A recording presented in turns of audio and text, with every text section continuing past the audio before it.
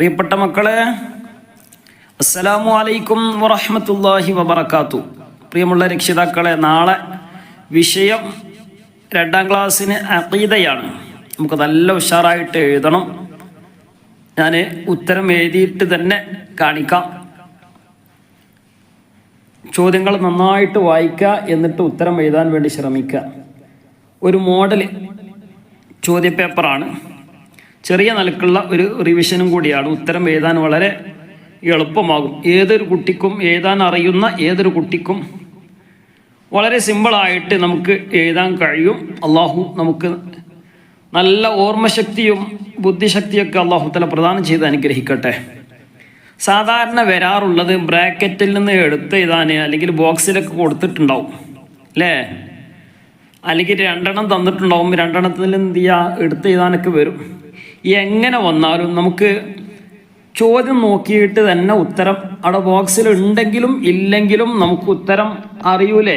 അപ്പം നമുക്കവിടെ എഴുതി കൊടുക്കാൻ വളരെ എളുപ്പമാണ്. പിന്നെ അവിടെ ഉണ്ടെങ്കിൽ എന്ത് ചെയ്യുക, നോക്കിയിട്ടാണ് എഴുതി കൊടുത്താൽ മതി അല്ലേ. ബോക്സിൽ നോക്കി ഈ ചോദ്യം നോക്കി യോജിപ്പിക്കാം. 1ാമത്തെ ചോദ്യം കണ്ടില്ലേ, യോജിപ്പിക്കാം. ഞാൻ ഉത്തരം എഴുതി കാണിച്ചു തരാം. യോജിപ്പിക്കാം. മക്കളെ ആരെങ്കിലൊക്കെ ശ്രദ്ധിക്കുന്നുണ്ടെങ്കിൽ നല്ലോണം ശ്രദ്ധിക്കണം കേട്ടോ. രക്ഷിതാക്കളൊക്കെ ഉണ്ടെങ്കിൽ ഒന്ന് എഴുതാണ്ട് രൂപങ്ങളൊക്കെ ഒന്ന് പറഞ്ഞു കൊടുക്കുക. ഇവിടെ യോജിപ്പിക്കാനുള്ളതാണ്. 1ാമത്തെ ചോദ്യം കണ്ടില്ലേ, ഭൂമി പടച്ചത് ആരാന്ന് നമുക്കറിയില്ലേ. ഈ ബോക്സിൽ നോക്കിയിട്ട് വേണോ? വേണ്ട, നമുക്കറിയാം ആരാണ്. ഇനി നോക്കിയിട്ട് എഴുതാ, അക്ഷരം തെറ്റാതെ എന്ത് ചെയ്യുക, അവിടെ ഉണ്ടായിട്ട് നമ്മൾ എന്ത് ചെയ്യേണ്ട, തെറ്റിച്ച് എഴുതണ്ടല്ലോ. അപ്പോൾ അവിടെ ഉണ്ടായിട്ട് ആ അള്ളാഹു എന്നുള്ളത് എന്ത് ചെയ്യണം, ഭൂമി പടച്ചതിൻ്റെ നേരെ എഴുതി കൊടുക്കണം അല്ലേ. അപ്പോൾ എഴുതേണ്ട രൂപം എന്ത് ചെയ്യുക, ഒരു പുസ്തകം എടുക്കുക, ഒന്ന് എഴുതി പഠിക്കുക. അള്ളാഹു എന്നുള്ളത് മക്കൾക്ക് അറിയാവുന്നതാണ്. എങ്കിലും ഇനി ആർക്കെങ്കിലും അറിയാത്തതുണ്ടെങ്കിൽ എന്ത് ചെയ്യുക, ഒന്ന് എഴുതിയിട്ട് ഉമ്മാക്ക് കാണിച്ചു കൊടുക്കുക. അള്ളാഹു. അപ്പം അതിനൊരു മാർക്ക് കിട്ടി. 2, നമ്മുടെ നബി സല്ലല്ലാഹു അലൈഹി വസല്ലമയുടെ പേര്, അതും നമുക്കറിയാം. എങ്കിലും ആ ബോക്സിലൊന്ന് നോക്കി ഏതാണത്, 1ാമത്തതാണോ? 1ാമത്തെ ബോക്സിലുള്ളത് നുബുവത്ത് എന്നാണ്. നുബുവത്ത് ലഭിച്ചു. 2ാമത്തത് അതിൻ്റെ താഴെയുള്ളത് മനുഷ്യർ, അതിൻ്റെ താഴെയുള്ളത് അബ്ദുള്ള അല്ലേ, അതിൻ്റെ താഴെയുള്ളത് അള്ളാഹു, അതിൻ്റെ താഴെയുള്ളത് മലക്കുകൾ. മുഹമ്മദ് നബി സല്ലല്ലാഹു അലൈഹി വസല്ലം അല്ലേ, നമ്മുടെ നബിയുടെ പേര് നമുക്കറിയാം. എഴുതാൻ അറിയുന്നവർക്കും അറിയാത്തവർക്കും നോക്കിയിട്ടാണ് എടുത്ത് എഴുതിയാൽ മതി. മുഹമ്മദ് നബി സല്ലല്ലാഹു അലൈഹി വസല്ലം. നമ്മുടെ നബിൻ്റെ പേര് കേൾക്കുമ്പോൾ എന്ത് ചെയ്യണം, സ്വലാത്ത് ചൊല്ലണം അല്ലേ. ഇനി 3ാമത്തത് നബി സല്ലല്ലാഹു അലൈഹി വസല്ലമ തങ്ങളുടെ ഉപ്പ ആരാണ്? നബിയുടെ ഉപ്പ അബ്ദുല്ലാഹ് അല്ലേ. അവിടെ 3ാമത്തെ നമുക്കറിയാം, അബ്ദുല്ലാഹ് റളിയല്ലാഹു അൻഹു. ഇനി 4ാമത്തത് നബി സല്ലല്ലാഹു അലൈഹി വസല്ലമ തങ്ങൾക്ക് 40ാം വയസ്സിൽ എന്താണ് ഉണ്ടായത് അല്ലേ. 40ാമത്തെ വയസ്സിൽ എന്താ ഉണ്ടായത്? നുബുവത്ത് ലഭിച്ചു, നബിയായി എന്നുള്ളതാണ്. അപ്പോൾ നുബുവത്ത് ലഭിച്ചു എന്നുള്ളത് അവിടെ എഴുതി കൊടുക്കുക. ആ ഫസ്റ്റ് തന്നെ അവിടെ എന്ത് ചെയ്യുക, ഫസ്റ്റ് എടുത്തിട്ട് 4ാമത്തെ ചോദ്യത്തിന് നേരെ എഴുതി കൊടുക്കുക. മണ്ണിനാൽ പടക്കപ്പെട്ടു. ആരാ മണ്ണിനാൽ പടക്കപ്പെട്ടത്? നമ്മളെ തന്നെ. നമ്മളാരാ? മനുഷ്യർ അല്ലേ.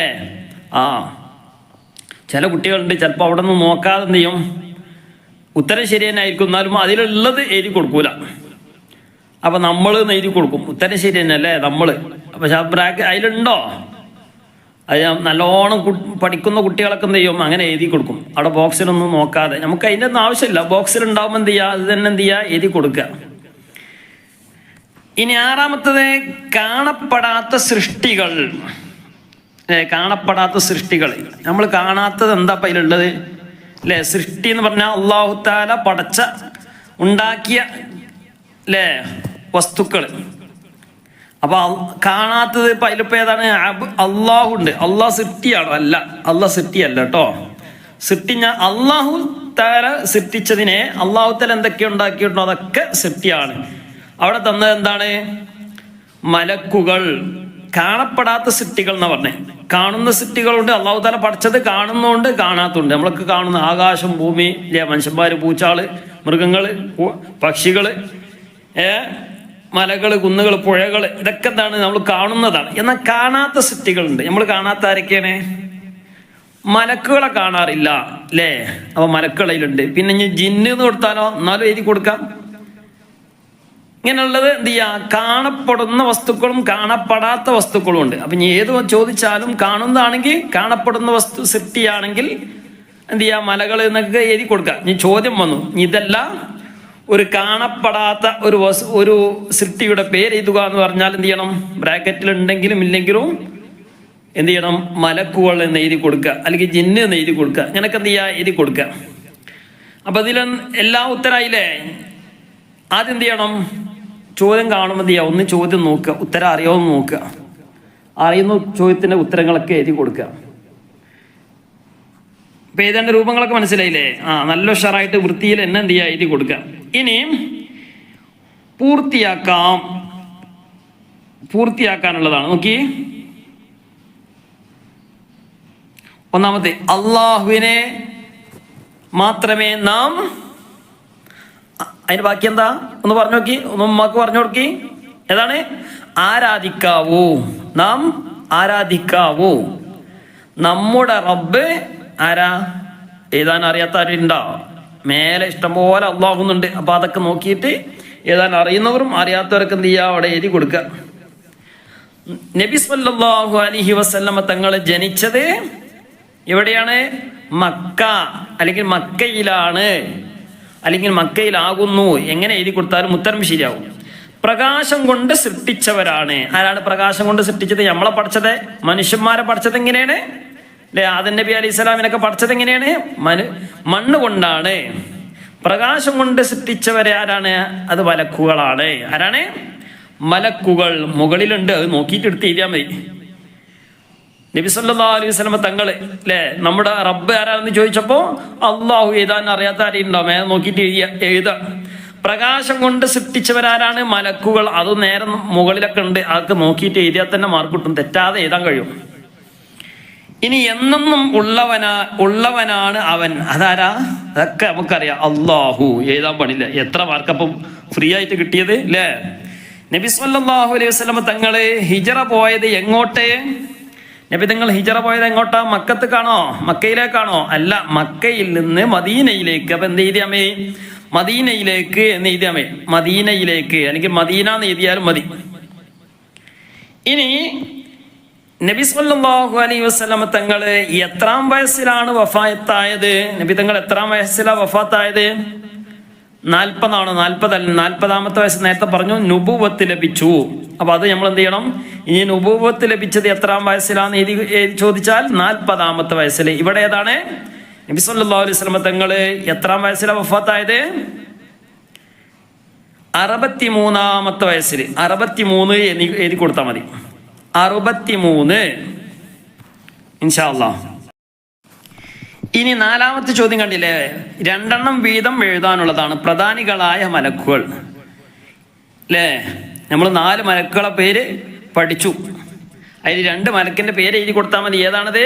ജിബ്രീൽ അലൈഹിസ്സലാം, 2 മീകായിൽ അലൈഹിസ്സലാം, അല്ലെങ്കിൽ ഇസ്രാഫീൽ അലൈഹിസ്സലാം, അല്ലെങ്കിൽ അസ്റായീൽ അലൈഹിസ്സലാം. ഇങ്ങനെ ഓർമ്മയുള്ള 2 മലക്കുകളെ പേര് വേഗം എഴുതി കൊടുക്കുക. അള്ളാഹു നമുക്ക് തന്ന അനുഗ്രഹങ്ങൾ എന്തൊക്കെ തന്നു? എന്തൊക്കെയാ തന്നിട്ടുണ്ടല്ലേ? 2 എഴുതി കൊടുത്താൽ മതി അല്ലേ? വസിക്കാൻ ഭൂമി തന്നു. അള്ളാഹു ഇനി ചോദിക്കും, ഇങ്ങനെ ചോദിക്കും, അള്ളാഹു വസിക്കാൻ എന്ത് തന്നു? അപ്പൊ നമുക്ക് ഭൂമിന്ന് എഴുതാം. ഇവിടെ എന്താ എഴുതി കൊടുക്കണ്ടേ? വസിക്കാൻ ഭൂമി തന്നു, കുടിക്കാൻ വെള്ളം തന്നു അല്ലേ? കുടിക്കാൻ വെള്ളം തന്നു, തിന്നാൻ ഭക്ഷണം തന്നു.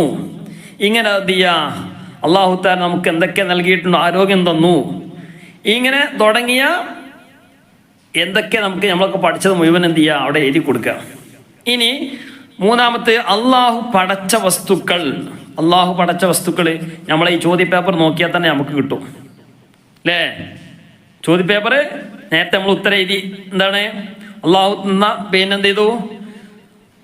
അള്ളാഹു നമുക്ക് തന്ന അനുഗ്രഹങ്ങൾ എന്തൊക്കെ? ഭൂമി തന്നു എന്ന് ചെയ്താൽ ഭൂമി എഴുതി കൊടുക്കുക. അള്ളാഹ് പഠിച്ച എന്തൊക്കെയുണ്ടോ? നേരത്തെ മനുഷ്യന്മാരെന്ന് പറഞ്ഞു, മലക്കുകൾ എന്ന് പറഞ്ഞു, ഇതൊക്കെ അള്ളാഹ് പഠിച്ചതാണ്. ലോകത്തുള്ള എല്ലാം എന്തൊക്കെ വസ്തുക്കളുണ്ടോ, വസ്തുക്കളായും അല്ലാത്തൊക്കെ നമുക്ക് എന്ത് ചെയ്യാം? ലോകത്തിലെല്ലാം അള്ളാഹ് പഠിച്ചതാണ്. അപ്പൊ എന്ത് ചെയ്യാ? അവിടെ എന്തും എഴുതി കൊടുക്കാം. മലകൾ നമുക്ക് കാണുന്ന തന്നെ എഴുതി കൊടുക്കാം. മലകള്, ഭൂമി, ആകാശം, മഴ, മരങ്ങള്, പുഴകള്, അല്ലേ, പക്ഷികള്, മൃഗങ്ങൾ, ഇങ്ങനൊക്കെ എന്ത് ചെയ്യാ, എല്ലാം ഇഷ്ടമുള്ളത് എഴുതി കൊടുക്കുക. 2 എഴുതിയാൽ മതി. ചോദിക്കുന്നത് 2 2 എഴുതി കൊടുത്താൽ മതി. ഇതാ മലകൾ, ഭൂമി, മലകൾ ഒന്നില് ഒരു കോളത്തില് ഭൂമി, അല്ലെങ്കിൽ ഒരു കോളത്തിൽ ആകാശം, ഒരു കോളത്തിൽ മഴ, അല്ലെങ്കിൽ ഒരു കോളത്തിൽ മരങ്ങൾ, അല്ലെങ്കിൽ പുഴകൾ, ഇങ്ങനെ 2 എഴുതിയാൽ മതി. നമ്മൾ 4 മലക്കിന്റെ പേര് പഠിച്ചിട്ടുണ്ട്. 2 എഴുതിയാൽ മതി. അള്ളാഹു തന്ന അനുഗ്രഹങ്ങളിൽ നിന്ന് 2 എഴുതിയാൽ മതി. ഇനി പൂരിപ്പിക്കാനുള്ളത് ആ പാട്ടാണ് അല്ലേ. അല്ലാഹു, പിന്നെന്താ, അത് അതേപോലെ തന്നെ അടുത്ത വരിയോ അതേപോലെ തന്നെ അല്ലാഹു, അങ്ങനെയാണ് എഴുതി കൊടുത്താൽ മതി. ഫാത്തിറുൽ അർളി അല്ലാഹു.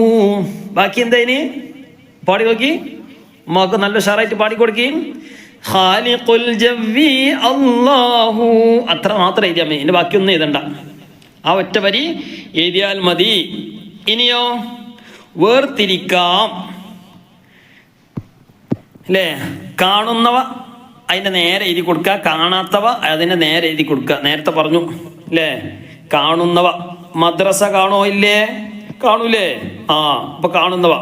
ജിന്ന് കാണോ ഇല്ലേ? കാണൂലേ? നമ്മൾ കാണല്ലോ, ഇല്ല. അപ്പൊ കാണാത്തവ താഴെ എഴുതി കൊടുക്കുക. മനുഷ്യൻ കാണൂലേ? അപ്പൊ കാണുന്നവ. മലക്ക് കാണോ? ഇല്ല. അപ്പൊ താഴെ എഴുതി കൊടുക്കുക. പേന, ഇനി പെൻസില്, ബുക്ക്, ബാഗ്, കൊട, ഇതൊക്കെ കാണുന്നവയാണ്. പിശാച്ച് അത് നമ്മൾ കാണൂല. അപ്പൊ അതെന്ത് ചെയ്യുക, താഴെ എഴുതി കൊടുക്കുക. ഇങ്ങനെ ഓരോന്ന് എഴുതി കൊടുക്കുക.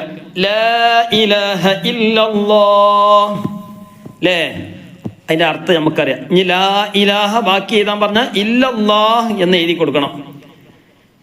ഇനി ഇങ്ങനെ തരും, ആരാധനക്ക് അർഹൻ അല്ലാഹു അല്ലാതെ മറ്റാരുമില്ല എന്ന്. ഇതിന്റെ അർത്ഥം എന്താണ്?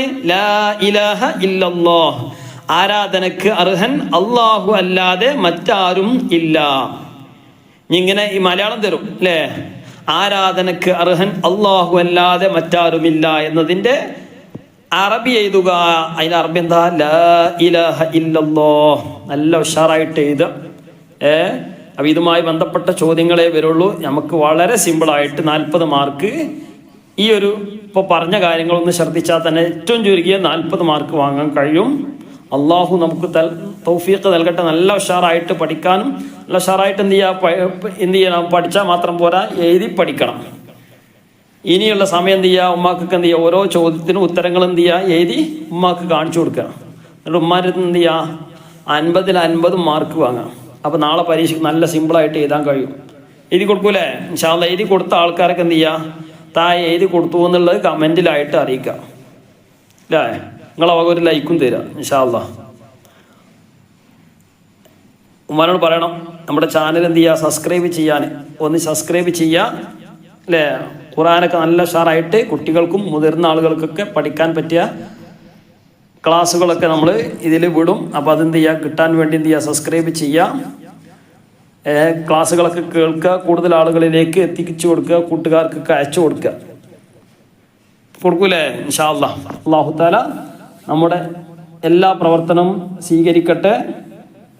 നമുക്കും നമ്മുടെ മാതാപിതാക്കൾ, ഉസ്താദുമാർ, അല്ലാഹു തആല ജീവിച്ചിരിക്കുന്നവർക്കൊക്കെ ആഫിയത്തും ദീർഘായുസ്സും പ്രദാനം ചെയ്യട്ടെ. മരണപ്പെട്ടു പോയവർക്ക് അല്ലാഹു തആല മഗ്ഫിറത്തും മർഹമത്തും നൽകി അനുഗ്രഹിക്കട്ടെ. ആമീൻ ബിറഹ്മതിക യാ അർഹമർ റഹീം.